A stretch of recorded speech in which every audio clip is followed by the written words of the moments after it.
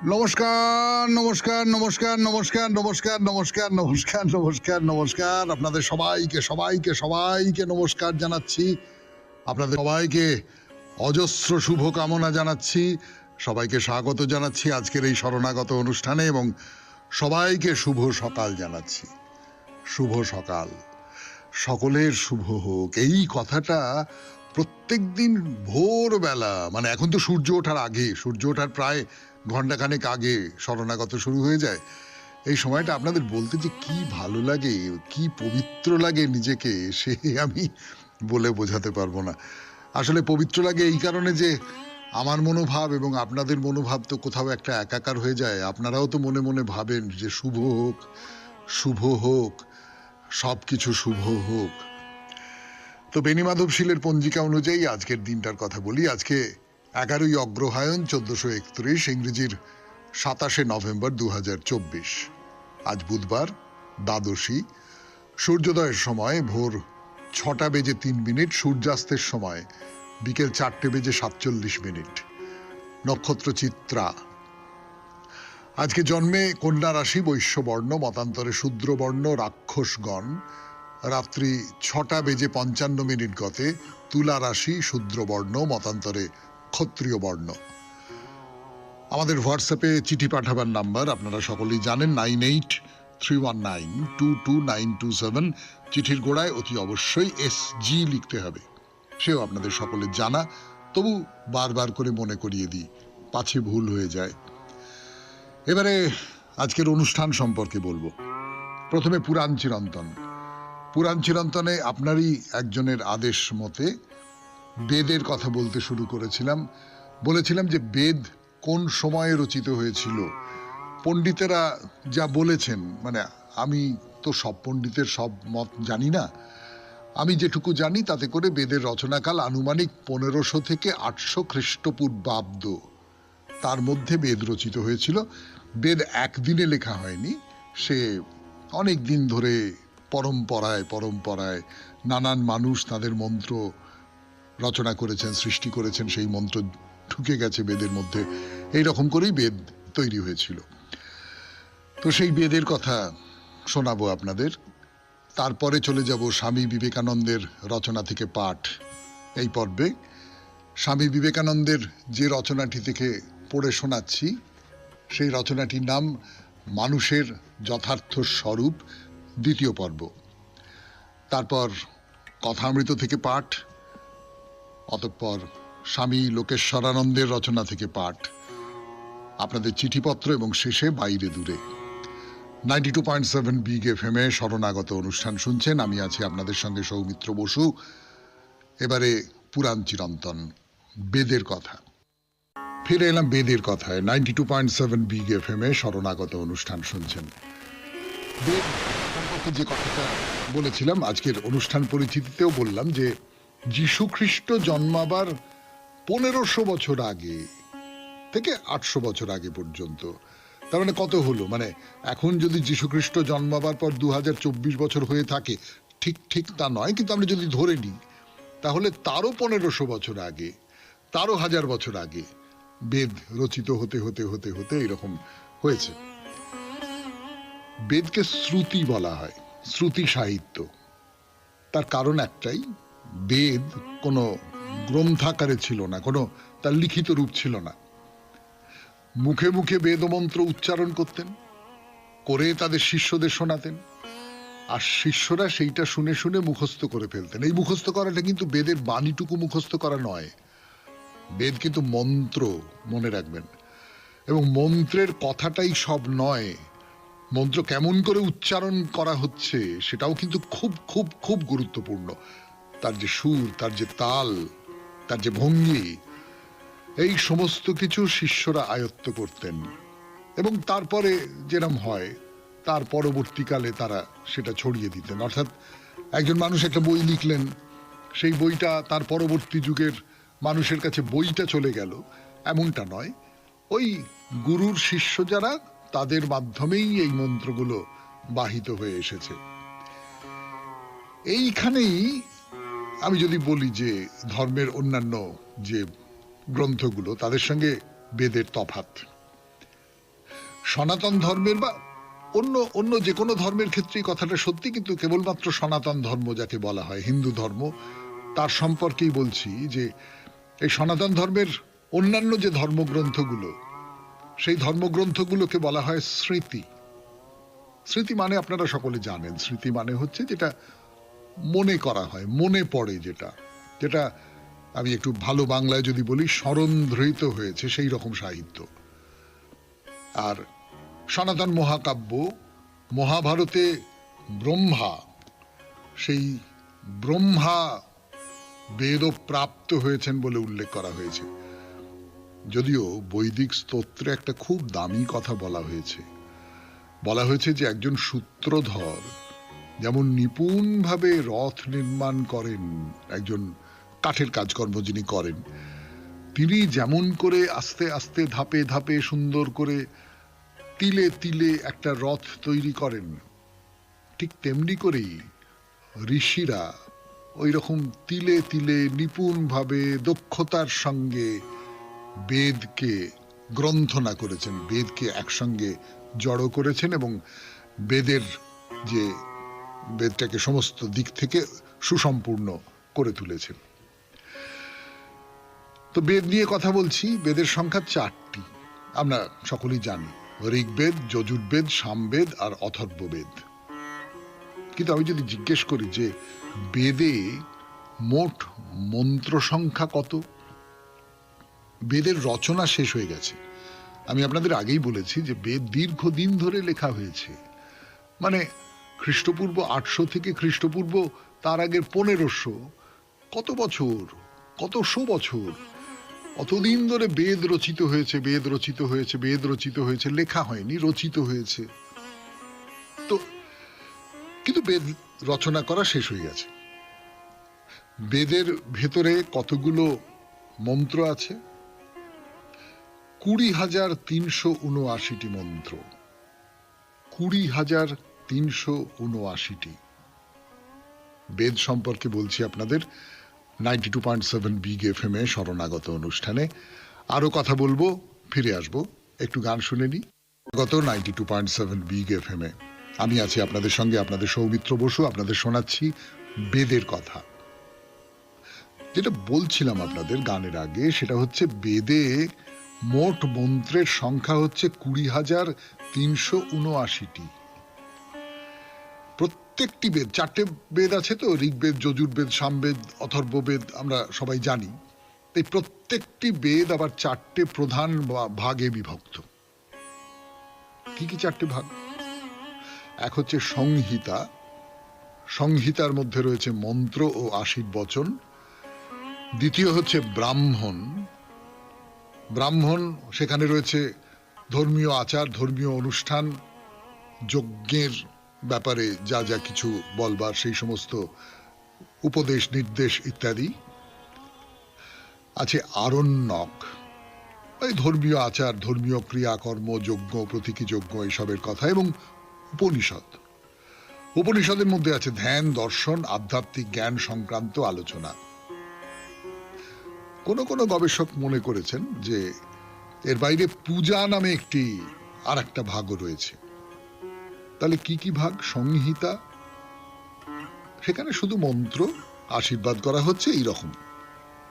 ব্রাহ্মণের মধ্যে ধর্মীয় আচার ইত্যাদি, আরণ্যকের মধ্যে নানান রকম ক্রিয়াকর্মের কথা বলা হচ্ছে, এবং ধ্যান, দর্শন, আধ্যাত্মিক জ্ঞান, পূজা ইত্যাদির বাইরে যা কিছু, সেই সমস্ত কিছু উপনিষদের মধ্যে রয়েছে। এবার এই যে ভারতীয় দর্শন, ভারতীয় দর্শনের তো নানান প্রস্থান, মানে ভারতীয় দর্শনের তো নানান শাখা, নানান ধরনের দর্শন রয়েছে। এই ভারতীয় দর্শন যারা প্রণেতা, যারা ভারতীয় দর্শনের, নানান দর্শনের উদ্গাতা যারা, তাদের যে বিভিন্ন শাখা, বা এই যে সনাতন ধর্ম যাকে বলছি বা বলা হয়, তার মধ্যে তো বহু ভাগ আছে। মানে যদি আপনাকে জিজ্ঞেস করা হয় বা আমাকে জিজ্ঞেস করা হয় যে আচ্ছা হিন্দু ধর্ম ব্যাপারটা কি, হিন্দু ধর্ম কি, সেইটা কি সংক্ষেপে বলে দেওয়া সম্ভব? না, না, সম্ভব না। হিন্দু ধর্মের মধ্যে এত রকমের শাখা আছে, হিন্দু ধর্মের মধ্যে এত রকমের বিভাগ আছে যে তাকে ওই রকম একটা কোনো সংজ্ঞায় বেঁধে ফেলা খুব মুশকিল। বলতে পারেন হিন্দু ধর্ম একটা বৃহদায়তন একটা ঐতিহ্য, বহু মানুষের ভাবনা, চিন্তা, দৃষ্টি, উপলব্ধি সমস্ত জুড়ে তৈরি হয়েছে এই ধর্ম। সেই কারণে একে বলা হয় সনাতন ধর্ম। আজকে এই পর্যন্তই থাক পুরাণ চিরন্তন 92.7 বিগ এফএম এ শরণাগত অনুষ্ঠানে। এরপর স্বামী বিবেকানন্দের রচনা থেকে পাঠ। গান শেষ, কথা শুরু 92.7 বিগ এফএম এ শরণাগত অনুষ্ঠানে স্বামী বিবেকানন্দের রচনা থেকে পাঠ, মানুষের যথার্থ স্বরূপ, দ্বিতীয় পর্ব। মনে করো কোনো ব্যক্তি সারা জীবন অনেক মন্দ কাজ করিল, কিন্তু একটি খুব ভালো কাজও করিল। তাহা হইলে সেই সৎকর্মের ফল তৎক্ষণাৎ প্রকাশ পাইবে, আর ওই কার্যের ফল শেষ হইবা মাত্র অসৎকর্মগুলিও তাহাদের ফল প্রদান করিবে। যাহারা কতকগুলি ভালো ও মহৎ কাজ করিয়াছে, কিন্তু যাহাদের জীবনের সাধারণ ধারা পরিশুদ্ধ নয়, তাহারা দেবতা হইবে। দেবদেহ সম্পন্ন হইয়া দেবতাদের শক্তি কিছুকাল সম্ভোগ করিয়া আবার তাহাদিগকে মানুষ হইতে হইবে। যখন সৎকর্মের শক্তি ক্ষয় হইয়া যাইবে, তখন আবার সেই পুরাতন অসৎ কার্যগুলির ফল ফলিতে থাকিবে। যাহারা অতিশয় অসৎকর্ম করে, তাহাদিগকে ভূত শরীর, দানব শরীর গ্রহণ করিতে হইবে। আর যখন ওই অসৎ কার্যগুলির ফল শেষ হইয়া যায়, তখন যে সৎকর্মটুকু অবশিষ্ট থাকে, তাহার দ্বারা তাহারা আবার মানুষ হইবে। যে পথে ব্রহ্মলোকে যাওয়া যায়, সেখান হইতে পতন বা প্রত্যাবর্তনের সম্ভাবনা নাই, তাহাকে দেবযান বলে, আর স্বর্গগমনের পথকে পিতৃযান বলে। অতএব বেদান্ত দর্শনের মতে মানুষই জগতের মধ্যে সর্বশ্রেষ্ঠ প্রাণী, আর এই পৃথিবী সর্বশ্রেষ্ঠ স্থান, কারণ এইখানেই মুক্ত হইবার সম্ভাবনা। দেবতা প্রভৃতিকেও মুক্ত হইতে হইলে মানব জন্ম গ্রহণ করিতে হইবে। এই মানব জন্মেই মুক্তির সর্বাপেক্ষা অধিক সুবিধা। এখন এই মতের বিরোধী মত আলোচনা করা যাক। বৌদ্ধগণ এই আত্মার অস্তিত্ব একেবারে অস্বীকার করেন। বৌদ্ধগণ বলেন, এই শরীর মনের পশ্চাতে আত্মা বলিয়া একটা পদার্থ আছে, তাহা মানিবার আবশ্যকতা কি? এই শরীর ও মন রূপ যন্ত্র স্বতঃসিদ্ধ বলিলেই কি যথেষ্ট ব্যাখ্যা হইল না? আবার একটি তৃতীয় পদার্থ কল্পনার প্রয়োজন কি? এই যুক্তিগুলি খুব প্রবল। যতদূর পর্যন্ত অনুসন্ধান চলে, ততদূর বোধ হয় এই শরীর ও মন রূপ যন্ত্র স্বতঃসিদ্ধ। অন্তত আমরা অনেকে এই তত্ত্বটি এইভাবেই দেখিয়া থাকি। তবে শরীর ও মনের অতিরিক্ত, অথচ শরীর মনের আশ্রয়ের স্বরূপ আত্মা নামক একটি পদার্থের অস্তিত্ব কল্পনা করিবার প্রয়োজন কি? শুধু শরীর মন বলিলেই তো যথেষ্ট হয়। নিয়ত পরিণামশীল জড় স্রোতের নাম শরীর, আর নিয়ত পরিণামশীল চিন্তা স্রোতের নাম মন। এই দুয়ের একত্ব প্রতীতি হইতেছে কিসের দ্বারা? বৌদ্ধ বলেন, এই একত্ব বাস্তবিক নাই। একটি জ্বলন্ত মশাল লইয়া ঘুরাইতে থাকো, একটি অগ্নির বৃত্তস্বরূপ হইবে। বাস্তবিক কোনো বৃত্ত হয় নাই, কিন্তু মশালের নিয়ত ঘূর্ণনে উহা ওই বৃত্তের আকার ধারণ করিয়াছে। এইরূপে আমাদের জীবনেও একত্ব নাই। জড় রাশি ক্রমাগত বহিয়া চলিয়াছে। সমুদয় জড় রাশিকে এক বলিতে ইচ্ছা হয় বলো, কিন্তু তদতিরিক্ত বাস্তবিক কোনো একত্ব নাই। মনের সম্বন্ধেও তাই। প্রত্যেকটি চিন্তা অপর চিন্তা হইতে পৃথক। এই প্রবল চিন্তা স্রোতই এই একত্বের ভ্রম রাখিয়া যাইতেছে। সুতরাং তৃতীয় পদার্থের আর আবশ্যকতা নাই। দেহ মনের এই বিশ্ব প্রপঞ্চ, এই জড় স্রোত, এই চিন্তা স্রোত, কেবল ইহাদেরই অস্তিত্ব আছে। ইহাদের পশ্চাতে আর কিছু অনুমান করিও না। আধুনিক অনেক সম্প্রদায় বৌদ্ধদের এই মত গ্রহণ করিয়াছেন, কিন্তু তাহারা সকলেই এই মতকে তাহাদের নিজেদের আবিষ্কার বলিয়া প্রতিপন্ন করিতে ইচ্ছা করেন। অধিকাংশ বৌদ্ধ দর্শনেরই মোট কথাটা এই যে এই পরিদৃশ্যমান জগৎ পর্যাপ্ত, ইহার পশ্চাতে আর কিছু আছে কিনা তাহা অনুসন্ধান করিবার কিছুমাত্র প্রয়োজন নাই। ইন্দ্রিয়গ্রাহ্য জগৎই সব। কোন বস্তুকে এই জগতের আশ্রয় রূপে কল্পনা করিবার প্রয়োজন কি? সবই গুণ সমষ্টি। এমন একটি আনুমানিক পদার্থ কল্পনা করিবার কি প্রয়োজন আছে যাহাতে সেগুলি লাগিয়া থাকিবে? গুণরাশির দ্রুত আদান প্রদান বশতই পদার্থের জ্ঞান হয়, কোন অপরিণামী পদার্থ বাস্তবিক উহাদের পশ্চাতে আছে বলিয়া নয়। আমরা দেখিলাম এই যুক্তিগুলি কি চমৎকার, আর এগুলি মানবের সাধারণ অভিজ্ঞতাকে সহজেই নাড়া দেয়। বাস্তবিক পক্ষে একজনও এই দৃশ্য জগতের অতীত কিছুর ধারণা করিতে পারে কিনা সন্দেহ। অধিকাংশ লোকের পক্ষে প্রকৃতি নিত্য পরিণামশীল। আমাদের মধ্যে খুব অল্প লোকই পটভূমিস্থ সেই স্থির সমুদ্রের সামান্য আভাস পাইয়াছেন। আমাদের পক্ষে এই জগৎ কেবল তরঙ্গ মাত্র। তাহা হইলে আমরা দুইটি মত পাইলাম। একটি, এই শরীর মনের পশ্চাতে এক অপরিণামী সত্তা রহিয়াছে। আরেকটি মত, এই জগতে অচল অপরিণামী বলিয়া কিছুই নাই, সবই চঞ্চল পরিবর্তনশীল, সবই পরিণাম ছাড়া কিছু নয়। যাহা হোক, অদ্বৈতবাদেই এই দুই মতের সামঞ্জস্য পাওয়া যায়। শুনলেন স্বামী বিবেকানন্দের রচনা থেকে পাঠ, মানুষের যথার্থ স্বরূপ। ফিরে এলাম 92.7 বিগ এফএম এ। শরণাগত অনুষ্ঠান শুনছেন। ঠাকুর জপ কাকে বলে সেই কথা বোঝাচ্ছেন একজন ভক্তকে। বলতেন জপ করা মানে কি? জপ করা হচ্ছে নির্জনে নিঃশব্দে তার নাম করা। নিঃশব্দে এবং নির্জনে, এই দুটো কথা ঠাকুর বলছেন। তার মানেটা কি? অনেক লোক যেখানে, সেখানে হৈ হৈ চলছে, নানান রকম কোলাহল চলছে, তার মধ্যে মন বিক্ষিপ্ত হতে পারে। এইটা তো একটা কারণ বটেই। আর একটা কারণের কথা আমার মনে হয়, সেটা হচ্ছে যে এই যে লোকজন আমাকে দেখছে আমি জপ করছি, আমি ঠাকুরের নাম করছি, আমি আমি আমি তার নাম করছি। এই যে তার নাম করছি সেইটা লোকে দেখছে, তার ফলে কোথাও একটা আমার সম্পর্কে লোকে ওই রকম ভাবুক যে না, এই লোকটা না খুব ভক্ত, এরকম একটা অহংকার তৈরি হতে পারে।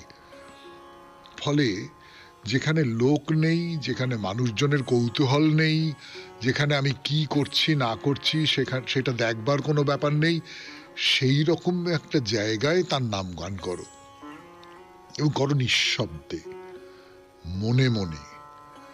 আমরা ছোটবেলায় লেখাপড়া করতাম যে জোরে জোরে জোরে জোরে পড়তাম, কিন্তু মনে মনে হয়তো অন্য কথা ভাবছি, জোরে জোরে পড়ছি না। জোরে জোরে পড়লে মনকে সেই জোরে জোরে পড়াটা দখল করে নেয়, এটা আমি বলতে পারি। কিন্তু মনে মনে পড়ো, নিজেকে প্রচার করো না, নিজেকে ব্যক্ত করো না, বাইরের লোক যেন তোমাকে চিনতে না পারে, জানতে না পারে। তুমি খুব মনে মনে পড়ো। এই এক মনে নাম করতে করতে, জপ করতে করতে তার রূপ দর্শন হয়, তার সাক্ষাৎকার হয় বলে একটা উপমা দিচ্ছেন। সেই উপমাটা কিরকম? শিকলে বাঁধা কড়িকাঠ গঙ্গার গর্ভে ডুবানো আছে, শিকলের আরেক দিক তীরে বাঁধা আছে। শিকলের এক একটি ধাপ ধরে ধরে গিয়ে ক্রমে ডুব মেরে শিকল ধরে যেতে যেতে ওই কড়িকাঠ স্পর্শ করা যায়। অর্থাৎ একটা একটা একটা একটা করে ধাপ। এবারে আপনি ভাবুন যে এইটাই আমি যদি বলি যে ধাপে ধাপে ধাপে ধাপে কোনো একটা জায়গায় পৌঁছতে হয়। আমি ঈশ্বর দর্শনের কথা যদি বলি, আমি যদি যে কোনো একটা কিছুকে পেতে হওয়া, মানে যেটা সত্যিকারের বড় পাওয়া আর কি, কোনো উপলব্ধি বা যা হোক কিছু জ্ঞান, সেইটা কিন্তু ধাপে ধাপে ধাপে ধাপে পেতে হয়। একসঙ্গে লাফ দিয়ে আমি সেটা পেয়ে গেলাম, এটা কখনো হতে পারে না। তার উপমা হিসেবে কি অসাধারণ একটা উপমা ব্যবহার করছে, যে জলের মধ্যে সেই কাঠটা ডুবোনো আছে, একটা শেকল আছে পাড় পর্যন্ত। ওই পাড় পর্যন্ত যে শেকল, শেকলের তো অনেকগুলো গাঁট আছে, তো সেইগুলো ধরে ধরে ধরে ধরে ধরে ধরে ওইখানটায় পৌঁছানো যাবে। তাই এই যে শেকলটা, যে শেকলকে ধরে ধরে ধরে ধরে আমি ওইখানে পৌঁছবো, তিনি হচ্ছেন গুরু। তাই তো তিনি আমাকে ওই পথ ধরে আমাকে সেই কাঠের কাছে নিয়ে যেতে পারেন। তো কালীপদ খুব মজা করে ভক্তদের বলছেন, আমাদের খুব ঠাকুর, জপ ধ্যান তপস্যা করতে হয় না।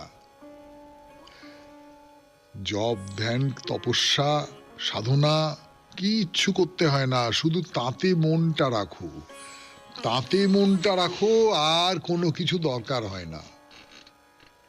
তো ঠাকুরের গলায় তো অসুখ করেছে, দেবেন্দ্র বলছেন এ কথাই আর ভুলি না। দেবেন্দ্রর মনের ভাবটা হচ্ছে এই যে ও ঠাকুর ভক্তদের ভোলাবার জন্য অসুখের ভাবটা দেখাচ্ছেন। ভক্তরা সত্যিই তাই বিশ্বাস করেন যে ঠাকুর তো ভগবান নিজে, ভগবানের কখনো অসুখ করতে পারে? 92.7 বিগ FM এ শুনছেন শরণাগত কথামৃত। ফিরে এলাম গানের পর, ফিরে এলাম নরেন্দ্রের কথায়। নরেন্দ্রনাথ দত্ত, পরে যিনি স্বামী বিবেকানন্দ হবেন, ঠাকুর অসম্ভব ভালোবাসতেন তাকে, অসম্ভব একটা আকর্ষণ ছিল নরেনের প্রতি। মানে সেই আকর্ষণটা প্রায় যেন প্রেমিকের প্রতি প্রেমিকার আকর্ষণের মতন এত তীব্র একটা আকর্ষণ, যেন সন্তানের প্রতি মায়ের যে বাৎসল্য সেই রকম তীব্র একটা আকর্ষণ এটা ছিল। কেন ছিল? ঠাকুর মাকে জিজ্ঞেস করেছিলেন যে আমি কি এই একটা ছেলেকে ভালোবেসে ফেলছি, আমি কি আমার যে সাধনা সেইখান থেকে বিচ্যুত হচ্ছে? তা মা বলছেন না না না না না না, ও তো নারায়ণ, ও তো ঈশ্বর, তুই ওকে ঈশ্বর জেনেই ওর প্রতি আকৃষ্ট হচ্ছিস। সে কথা বলা আছে, কথামৃতেও বলা আছে। তো যাই হোক, নরেন্দ্র এসে কাছে বসেছেন। নরেন্দ্রর বাবা মারা গেছেন, এবং বাবা মারা যাওয়ার পরে কি হয়েছিল সে তো আমরা সকলেই জানি। বাবা বিশ্বনাথ দত্ত তিনি প্রচুর রোজগার করেছেন, কিন্তু মুশকিলটা হচ্ছে প্রচুর খরচ করেছেন। তার কাছে কোনো মানুষ এসে যদি দাঁড়াতো, তিনি তাদের খালি হাতে ফেরাতেন না। তিনি খুব ভালো করে জানেন যে এই লোকটা তার টাকা পয়সাটা নিয়ে গিয়ে নেশা ভাঙ করবে, নষ্ট করবে, কিন্তু তিনি না দিয়ে পারতেন না। এই রকম মানুষের পরবর্তী প্রজন্ম যারা, সন্তান যারা, স্ত্রী পুত্র পরিবার যারা, তাদের তো খুব দুর্দশা। ফলে বাবা যখন মারা গেলেন তখন টাকা পয়সার কোনো ব্যাপার নেই, বাড়িতে ছোট ছোট ছোট ছোট সব, আর সেই সঙ্গে মা রয়েছেন। তো কি করবে, কোনো কিছু বুঝতে পারছে না নরেন্দ্র। সে একটা ভয়ঙ্কর অভাবের সময় যাচ্ছে, ভয়ঙ্কর দুশ্চিন্তার সময় যাচ্ছে। এর মধ্যে যদি লটা পাশ করা যায় তাহলে এটা যা হোক কিছু ওকালতি করে কিছু রোজগার করা, মানে সংসারের জন্য কিছু একটা করতে হবে তো। তারপরে মধ্যে ওই বিদ্যাসাগরের বউবাজারের স্কুলে কয়েক মাস শিক্ষকতা করলেন। মানে এই বাড়ির জন্য একটা ব্যবস্থা করতে হবে, এই চেষ্টাটা অনবরত অনবরত অনবরত করে যাচ্ছেন। আর ঠাকুর সমস্তটাই জানেন, তার খুব করুণাও আছে নরেন্দ্রর জন্য, একে ওকে তাকে বলেন নাও এমনটা নয়। তো নরেন্দ্রকে এক দৃষ্টে সস্নেহে দেখছেন। তা মাস্টারকে বলছেন যে কেশব সেনকে বললাম যদৃচ্ছা লাভ, যে বড় ঘরের ছেলে তার খাবার জন্য ভাবনা হয় না, সে মাসে মাসে মাসোহারা পায়। তবে নরেন্দ্রর অত উঁচু ঘর তবু হয় না কেন? ভগবানের মন সব সমর্পণ করলে তিনি তো সব জোগাড় করে দেবেন, দিচ্ছেন না কেন? তো মাস্টারমশাই বলছেন হবে হবে, এখনো তো সব সময় যায়নি। কথামৃত আজকের মতো এখানেই শেষ করি। 92.7 বিগ FM এ শরণাগত অনুষ্ঠানে এর পরে স্বামী লোকেশ্বরানন্দের যে লেখাটি পড়ব সেটি হচ্ছে সকলের প্রতি শুভেচ্ছা। একটু গান শুনি, তারপর স্বামী লোকেশ্বরানন্দের রচনা পাঠ। লোকেশ্বরানন্দের রচনা থেকে পাঠ করতে বসেছি 92.7 বিগ FM এ শরণাগত অনুষ্ঠানে। সকলের প্রতি শুভেচ্ছা। প্রকৃত ধার্মিক ব্যক্তির একটি লক্ষণ হলো সকলের প্রতি তার শুভেচ্ছা। কেউ তার শত্রু নয়। তিনি যে শুধু তার সম্প্রদায়ের বা তার দেশের লোকজনদের ভালোবাসেন তা নয়, তিনি সকলকেই ভালোবাসেন, এমনকি তাদেরও যারা তার বিরোধিতা করেন বা তার ক্ষতি করবার চেষ্টা করেন। ভালো মন্দ নির্বিচারে তিনি সকলকে ভালোবাসেন। সমাজের চোখে যে জঘন্য অপরাধী তার জন্য তার সহানুভূতি, স্নেহ এবং শুভেচ্ছা থাকে। তার দুরবস্থা দেখে তিনি দুঃখ পান, কিন্তু তার জন্য তাকে ঘৃণা করেন না। তিনি জানেন সে বিপথ চালিত, তাকে বাঁচাবার একমাত্র পথ হলো তাকে স্নেহ ভালোবাসা দেওয়া, এবং তা তিনি পূর্ণ মাত্রায় অসংকোচে দিয়েও থাকেন। তিনি কি জানেন না শিশুকে ভালোবাসা ও যত্নের থেকে বঞ্চিত করার অর্থ তার অপরাধ প্রবণতা বাড়িয়ে দেওয়া?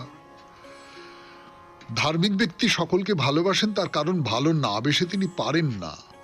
ভালোবাসা তার কাছে শ্বাস প্রশ্বাসের মতো স্বাভাবিক। তিনি আপনাকে সংশোধন করতে চান বলেই যে আপনাকে ভালোবাসেন তা নয়। বস্তুত নিজেকে ছাড়া তিনি কাউকেই শোধরাতে ব্যস্ত নন।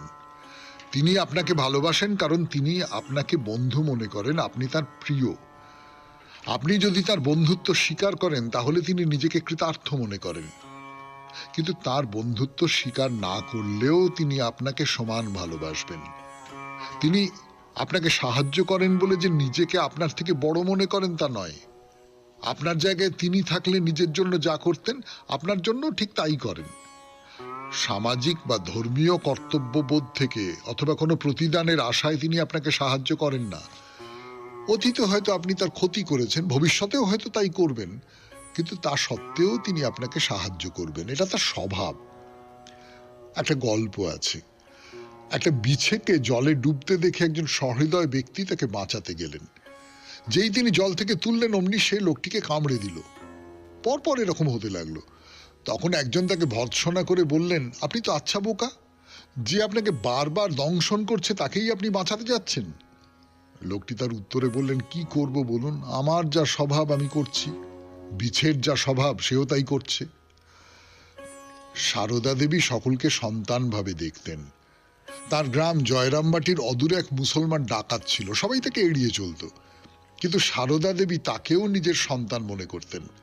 যখনই সে আসতো, কখনো কখনো জেল থেকে ছাড়া পাওয়ার পর তিনি তাকে আদর যত্ন করে খাওয়াতেন।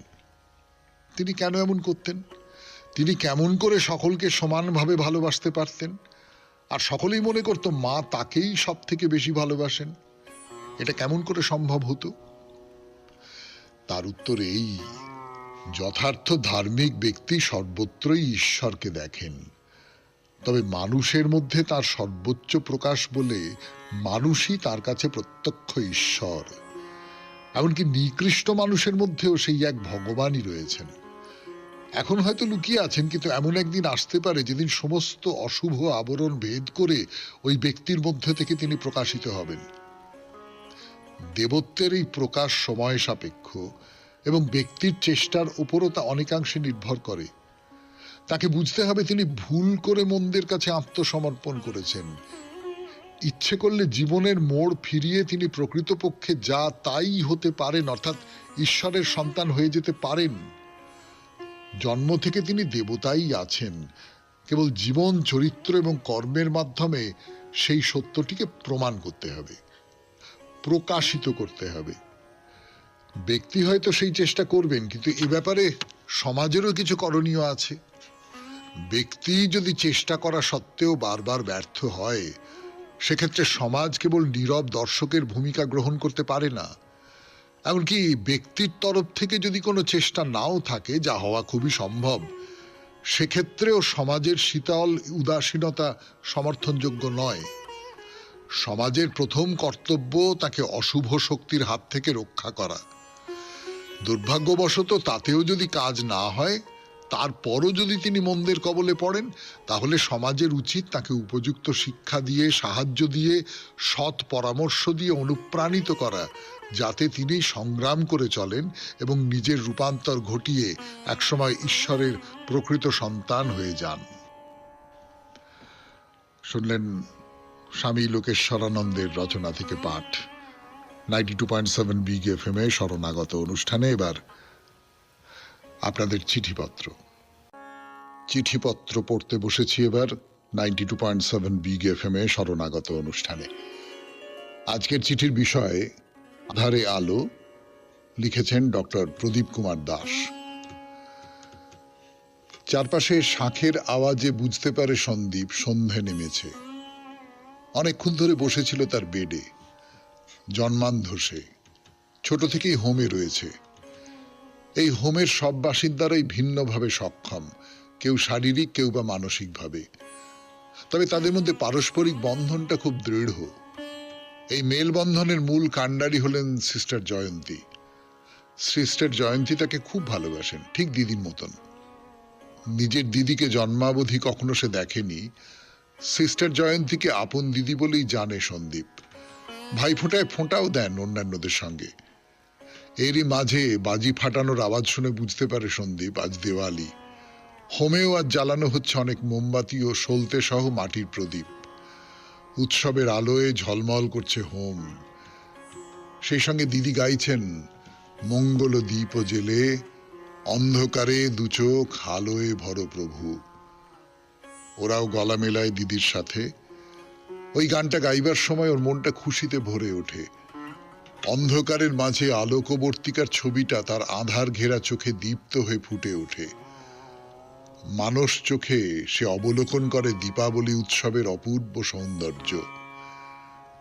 কালী মায়ের কালো রূপের মধ্যে যে জ্যোতির্ময়ী আলোর ছটা, সে তো সকলের চোখে ধরা পড়ে না, কেবলমাত্র সাধকের চোখেই ধরা পড়ে। চর্মচক্ষুতে শুধুই কালো রং আর দিব্য চোখে জ্যোতির ছটা। তার চোখে আধার দূর করার জন্য সিস্টার দিদি কম কিছু করেননি। শহরের নামকরা চোখের ডাক্তারদের দিয়ে দেখিয়েছেন, প্রত্যেকের এক জবাব, আর কিছু করণীয় নেই। চোখের অপটিক স্নায়ু শুকিয়ে গেছে। তবু হাল ছাড়েননি দিদি। বিদেশে বড় বড় চক্ষু চিকিৎসকদের সঙ্গে ইন্টারনেটে যোগাযোগের মাধ্যমে অন্ধকারের মধ্যে একটা আশার আলো দেখতে পেয়েছেন। তার দৃঢ় প্রত্যয়, ভাইয়ের আধার ঘেরা চোখে তিনি আলো জ্বালাবেনই। সন্দীপের কাছে সিস্টার দিদি হলেন দীপ হস্তে ফ্লোরেন্স নাইটিঙ্গেল। গানটা তখন শেষ হয়ে গেলেও গানের সুরটা বেজে চলেছে সন্দীপের মনে, অন্ধকারে দুচোখ আলোয় ভর প্রভু। নমস্কারান্তে বিনয়াবনত, ডক্টর প্রদীপ কুমার দাস, শ্রীরামপুর, হুগলি। খুব সুন্দর একটা ছোট গল্প, খুব সুন্দর, চমৎকার লিখেছেন ডক্টর দাস। আমার শুধু একটা কথা, একটা সংশয় হচ্ছে আর কি। আপনি ডাক্তার মানুষ, আপনাকে খুব সংকোচের সঙ্গে নিবেদন করছি। সেটা হচ্ছে, যিনি জন্মান্ধ তার তো মনের মধ্যে আলোর ধারণাটাই নেই। তিনি কি করে আলো দেখতে পাবেন চোখে? মানে স্মৃতি থেকে চোখের সামনে আলো দেখতে পেতে গেলেও তো একটা স্মৃতি লাগে, সেই স্মৃতি তো এই মানুষটির নেই। এইটা এইটা এইটা এরকম একটা ছোট্ট সন্দেহের কাঁটা বিঁধছে, কিন্তু তার বাইরে সেটাকে যদি সরিয়ে দেওয়া যায় তাহলে গল্পটা ভারী সুন্দর। তাহলে এবার বাইরে দূরে 92.7 বিগ FM এ শরণাগত অনুষ্ঠান শুনছেন। আমি আছি আপনাদের সঙ্গে, আপনাদের সৌমিত্র বসু। চলুন যাই বাইরে দূরে। এলাম গানের পর 92.7 বিগ FM এ শরণাগত অনুষ্ঠানে। এবারে বাইরে দূরে। বাইরে দূরেতে আমরা আমাদের নানান রাজ্যে ছড়িয়ে থাকা অন্তত একটি করে দুর্গা মন্দিরের কথা বলছিলাম। এই বলতে বলতে উত্তর থেকে শুরু করেছি। আপনারা সকলেই জানেন, সেই উত্তর থেকে নামতে নামতে নামতে নামতে এখন আমরা এসে পৌঁছেছি রাজস্থানে। এই রাজস্থানে প্রচুর কেল্লা আছে, প্রচুর প্রাসাদ আছে, প্রচুর সরোবর আছে, মানে লেক যাকে বলে, এবং প্রচুর মন্দির আছে, প্রচুর মন্দির। তো উদয়পুরের কাছে একটি গ্রাম, সেই গ্রামটার নাম জগৎ। জগৎ বলে একটি গ্রাম। সেই গ্রামে অম্বিকা মাতার মন্দির। উদয়পুর, উদয়পুরের নাম আপনারা সকলেই শুনেছেন, গেছেনও অনেকে বেড়াতে। উদয়পুর তার কেল্লার জন্য, প্রাসাদের জন্য তো নিশ্চয়ই বিখ্যাত, সেই সঙ্গে তার উদয়পুর লেক খুব বিখ্যাত। তো এই উদয়পুরের কাছে জগৎ নামের গ্রামে অম্বিকা দেবীর মন্দির, যে অম্বিকা দেবী আসলে মা দুর্গার একটি রূপ। মা দুর্গা মানে শক্তির দেবী, সেটা আমরা সকলেই জানি। তো একেবারে সেই প্রাচীন ভাবনা, এই শক্তির দেবীর বাহন কে হবেন? আমরা মহিষাসুরমর্দিনী কেমন করে সৃষ্টি হলেন সেই কাহিনী সকলে জানি। তো সেখানে তার বাহন করা হলো সিংহকে। এই সিংহ হচ্ছে শক্তির প্রতীক। তো মা দুর্গার বাহন সিংহ, তার থেকে বুঝতে পারা যায় মা দুর্গার শক্তির প্রকাশ ওই সিংহের মধ্যে। প্রশ্ন হলো, কোন সময় এই মন্দির প্রতিষ্ঠিত হয়েছিল, কত সালে? দেখুন, আমি সত্যি সত্যি কত সালে বলতে পারবো না, আমি তো আর পণ্ডিত মানুষ নই। তবে সাধারণভাবে পণ্ডিতেরা যা বলে থাকেন সেটা হচ্ছে যে এই 961 খ্রিস্টাব্দ নাগাদ এই মন্দির তৈরি করা হয়েছিল। এই যে 961 খ্রিস্টাব্দে এই মন্দির তৈরি করা হচ্ছে, সেই সময়েই কিন্তু খাজুরাহের মন্দির, বিখ্যাত মন্দির, আপনারা সকলে খাজুরাহের কথা জানেন। এই দেবী অম্বিকার মন্দিরের কথা হয়তো ততটা সকলে জানেন না। তো সেই খাজুরাহের মন্দির তৈরি হয়ে উঠছিল। তো একটা শিলালিপি পাওয়া গেছে এই মন্দিরের মধ্যেই, সে শিলালিপি আপনারা দেখতেও পাবেন। তার থেকে যেটা মনে হচ্ছে এই মন্দিরটা 10ম শতাব্দীতে অবস্থিত ছিল। তার মানে তার 100 বছর আগে ধরুন, যে 900 খ্রিস্টাব্দ। খাজুরাহের কথাটা বলা হলো বিশেষ করে এই কারণে যে খাজুরাহ মন্দিরের সঙ্গে এই মন্দিরের প্রচুর মিল রয়েছে, যে কারণে এই জগৎ গ্রামের বা উদয়পুরের যে মন্দির তাকে বলা হয় খাজুরাহ অফ নেওয়ার, নেওয়ারের খাজুরাহ মন্দির। শুনছেন বাইরে দূরে 92.7 বিগ FM এ শরণাগত অনুষ্ঠানে। আরো কথা বলবার জন্য ফিরে আসছি গানের পর। আমি আছি আপনাদের সঙ্গে, আপনাদের সৌমিত্র বসু। এখন বাইরে দূরে, বাইরে দূরেতে আমরা বলছি রাজস্থানের উদয়পুরের কাছে অম্বিকা মাতার মন্দিরের কথা। তো দেবী দুর্গা তো আছেন এই মন্দিরে, তার বাইরে দেবী সরস্বতী, গণেশ, এরা তো থাকবেনই। গণেশের একটা ভারী চমৎকার মূর্তি আছে এখানে। আমি জানি না, আমার যদ্দূর মনে পড়ছে গোটা রাজস্থানে এইরকম কোনো মূর্তি নেই। গণেশ নৃত্য করছেন, এবং নৃত্য মানে নিখুঁত একটি নৃত্যের ভঙ্গিমা। সেই নৃত্যের ভঙ্গিমায় গণেশকে দেখতে পাবেন। শ্বেত পাথরের মূর্তি, ভারী চমৎকার, তার কথা বলবো পরে।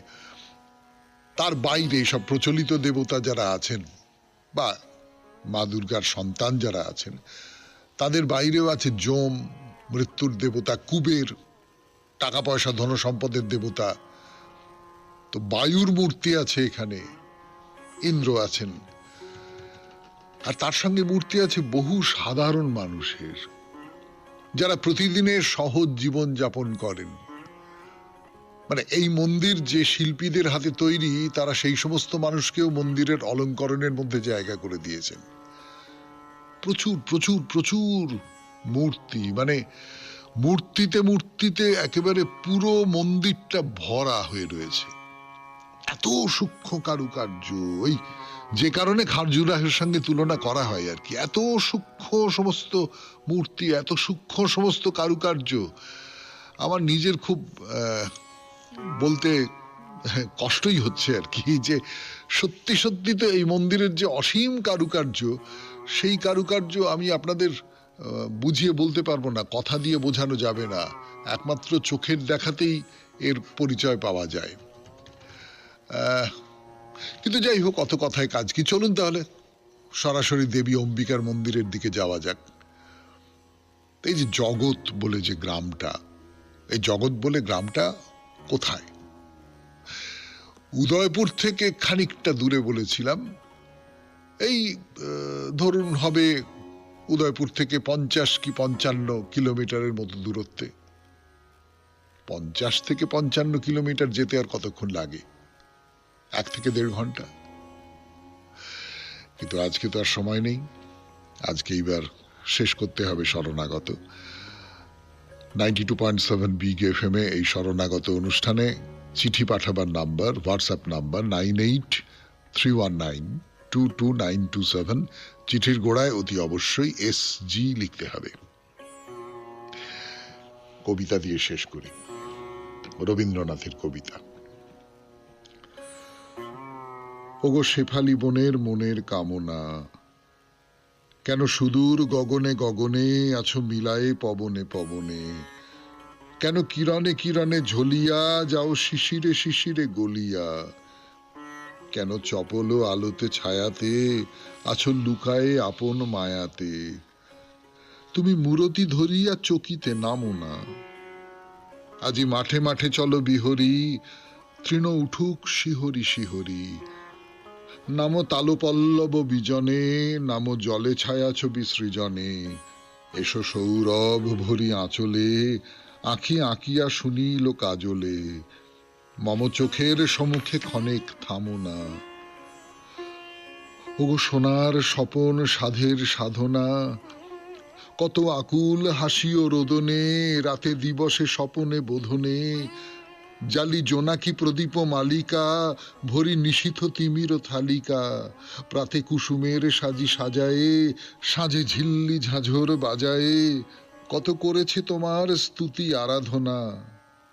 ওগো সোনার স্বপন সাধের সাধনা, ওই বসেছ শুভ্র আসনে, আজি নিখিলের সম্ভাষণে, আহা শ্বেত চন্দন তিলকে, আজি তোমারে সাজায়ে দিল কে, আহা বরিল তোমারে কে আজি, তার দুঃখ শয়নতে আজি, তুমি ঘুচালে কাহার বিরহ কাঁদনা। খুব ভালো থাকবেন, আনন্দে থাকবেন। নমস্কার।